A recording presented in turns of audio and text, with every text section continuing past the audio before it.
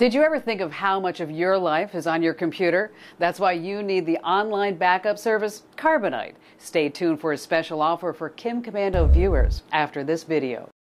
It seems that a new smartphone hits the stores every month, and with it, there's new jargon to learn. There's talk of 4G networks, retina displays, and more techno mumbo jumbo. So what do all these terms mean, and which features are important to have on your next smartphone? Let's break it down, starting with a smartphone term you definitely need to know. It's the processor. Just like your computer, your smartphone has a brain, so to speak, called the processor. Get a slow processor and you won't like your phone very much. Most new high-end smartphones should have a 1 gig processor. If you do any amount of web browsing, including watching videos, get the 1 gig processor for faster downloads and avoiding those dreaded video hiccups. Another smartphone term you need to know, it's RAM. Again, like your computer, the amount of RAM you have on your smartphone will determine how many different programs you can run at the same time. Newer phones should have at least 512 megabytes of RAM to allow you to run multiple applications. When it comes to RAM, size matters, so get as much as you can. Older smartphones and low-end models may have 256 megabytes of RAM, which is fine for texting, email, and running 1 or 2 apps at a time.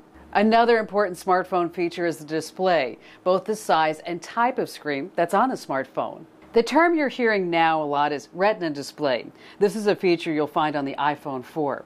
Retina display is Apple's term for IPS LCD technology. The Droid X also uses IPS LCD. I know, that's a lot to remember. Just know that it gives you a bright, clear picture with minimal power use. Now, you want to avoid the older TN-based LCD screens. These are often listed as the TFT LCDs. Picture quality is poor, and they use a lot of power. When it comes to screen size, again, bigger is usually better. The standard BlackBerry has a 2.7-inch display, which is just fine for email and checking Facebook. But if you use the web a lot, play games, and watch video, consider the giant 4.3-inch screen on the Droid X. Another important feature to consider is the phone's built-in camera, and that's where megapixels comes into play.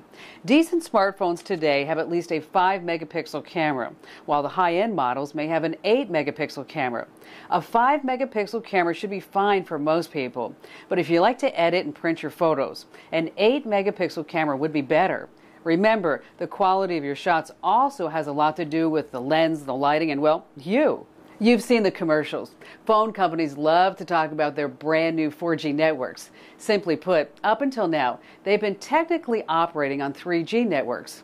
As you can guess, 4G is capable of delivering faster download speeds. They claim as much as 10 times faster. There's one important thing to remember. Just because a 4G network is available doesn't mean your smartphone is 4G compatible and will work on it. Before buying any new phone, check its specs to make sure that it can handle whatever new network your provider is offering. And finally, terms you probably already know but are still worth mentioning. Bluetooth allows your phone to connect with other devices like headsets and speakers. Wi-Fi lets you use a wireless network instead of cell service for internet browsing. Make sure you have the latest versions of both to get the fastest service possible. Today, this is the 3.0 version of Bluetooth and the 802.11n version of Wi-Fi. Hey, thanks for watching, and stay tuned for a special offer from our sponsor, Carbonite.com. Carbonite is online backup made easy. More than 1 million users, including me, trust Carbonite to keep our files safe. As a Komando viewer, you get a free 15-day trial and 2 months free if you decide to buy. Just go to Carbonite.com and use promo code KIM. Carbonite. Back it up, get it back.